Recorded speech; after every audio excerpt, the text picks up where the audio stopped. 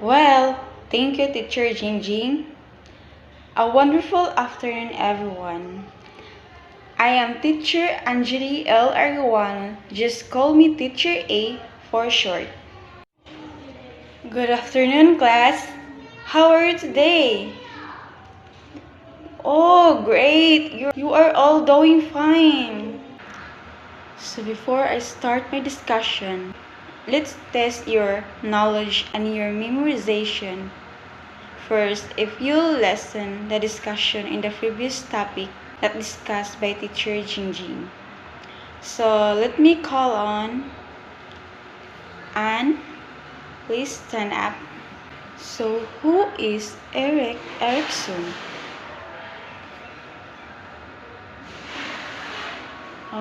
Okay, that's correct. Very good. So let me call on John. Stand up there and answer my question. Name one stages of Erik-Erikson stages development and give example. Okay, very good. Okay, that's correct. So let's give a three clap for John. So 1, 2, 3, 1, 2, 3, 1, 2, 3. Very good.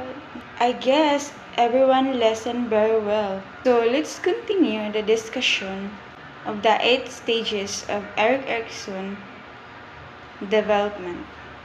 I am going to play a video and please watch carefully for the connection of our discussion and for you to understand easily the 8 stages of Erik-Erikson-Psychosocial development. Erikson's theory of psychosocial development identifies 8 stages which a healthy individual should pass through from birth to death. At each stage, we encounter different needs, ask new questions, and meet people who influence our behavior and learning. Stage 1. Basic trust versus mistrust. As infants, we ask ourselves if we can trust the world, and we wonder if it's safe. We learn that if we can trust someone now, we can also trust others in the future. If we experience fear, we develop doubt and mistrust. The key to our development is our mother. Stage 2. Autonomy versus shame and doubt. In our early childhood, we experience ourselves and discover our body. We ask, is it okay to be me? If we are allowed to discover ourselves, then we develop self-confidence. If we are not, we can develop shame and self-doubt. Both parents now play a major role. Stage 3. Initiative versus guilt. In preschool, we take initiative, try out new things, and learn basic principles like how round things roll. We ask, is it okay for me to do what I do? If we are encouraged, we can follow our interests. If we are held back or told that what we do is silly, we can develop guilt. We are now learning from the entire family. Stage 4. Industry versus inferiority. Now we discover our own interests and realize that we are different from others. We want to show that we can do things right. We ask if we can make it in this world. If we receive recognition from our teachers or peers, we become industrious, which is another word for hard-working. If we get too much negative feedback, we start to feel inferior and lose motivation. Our neighbors and schools now influence us the most. Stage 5. Identity versus role confusion. During adolescence, we learn that we have different social roles. We are friends, students, children, and citizens. Many experience an identity crisis. If our parents now allow us to go out and explore, we can find identity. If they push us to conform to their views, we can face role confusion and feel lost. Key to our learning are our peers and role models. Stage 6. Intimacy versus isolation. As young adults, we slowly understand who we are, and we start to let go of the relationships we had built earlier in order to fit in. We ask ourselves if we can love. If we can make a long-term commitment, we are confident and happy. If we cannot form intimate relationships, we might end up feeling isolated and lonely. Our friends and partners are now central to our development. Stage 7. Generativity versus stagnation.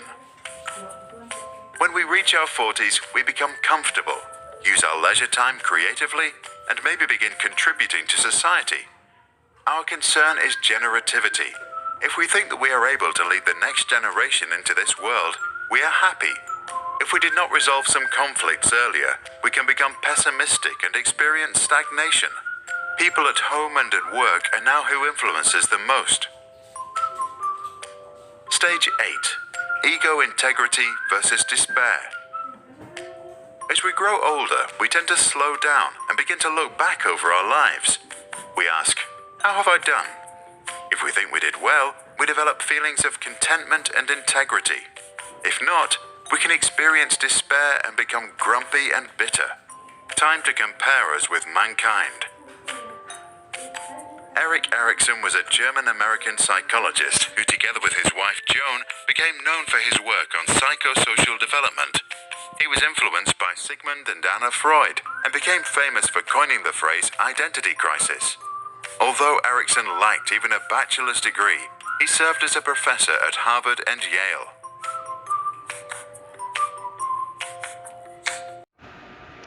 The stage 5, adolescence. Adolescence is 12 years to 8 years old. The conflict is identity versus role confusion. So, adolescents are in search of an identity that will lead them to adulthood. They make a strong effort to answer, who am I? Adolescents searching for identity make them susceptibility to fads, cults, and gang loyalties to resolve their crisis of identity versus confusion. Love is another avenue toward identity. Erikson believed that males cannot achieve true intimacy until they have achieved a stable identity. Females, he thought, achieve intimacy before identity because girls put their identity aside as they define themselves by the man they will marry. The positive outcome is adolescents must make a conscious search for identity. The negative outcome is role confusion, feelings of inadequacy, isolation, and indecisiveness. Virtue of fidelity, sustained loyalty, faith, or a sense of belongingness to friends and companions. Fidelity is not only a capacity to trust others and oneself, but also the capacity to be trustworthy. Example: adolescents attempt to establish their own identities and see themselves as separate from their parents. The stage 6 of development is young adulthood. Young adulthood, the age of young adulthood is 19 to 40 years old. The conflict is intimacy versus isolation. Important event is love relationships. The most important events are love relationships. Intimacy refers to one's ability to relate to another human being on a deep personal level. Positive outcome: the young adult must be willing to be open and committed to another individual. The negative outcome is those unable or unwilling to share themselves with others suffer a sense of loneliness or isolation. Virtue of love is a young adult with a strong identity is ready to fuse it with that of another person. Mutuality of devotion involves commitment, sacrifice, and compromise. Example: sharing oneself with others on a moral, emotional, and sexual level is marriage. Stage 7, which is middle adulthood. The age of middle adulthood starts 40 to 65 years old. The conflict is generativity versus stagnation. Important event is parenting. Generativity refers to the adult's ability to care for another person. The positive outcome is to have and nurture children and or become involved with future generations. The negative outcome is too much stagnation can result in self-indulgence or even in physical or psychological sickness. Virtue of care is a commitment to take care of the persons, the products, and the ideas one has learned to care for. Example: generativity is expressed through activities like teaching and mentorship. It also takes the form of productivity or creativity to further develop personal identity. The last stages of our psychosocial development is maturity. The age is 65 years to death. Conflict is integrity versus despair. Important event is on reflection on and acceptance of one's life, seeing order and meaning in their lives. The positive outcome is the adult feels a sense of fulfillment about life and accepts death an unavoidable reality.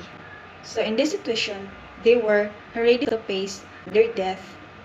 So the negative outcome is people who do not achieve acceptance are overwhelmed by despair, realizing that time is too short to seek other roads to integrity.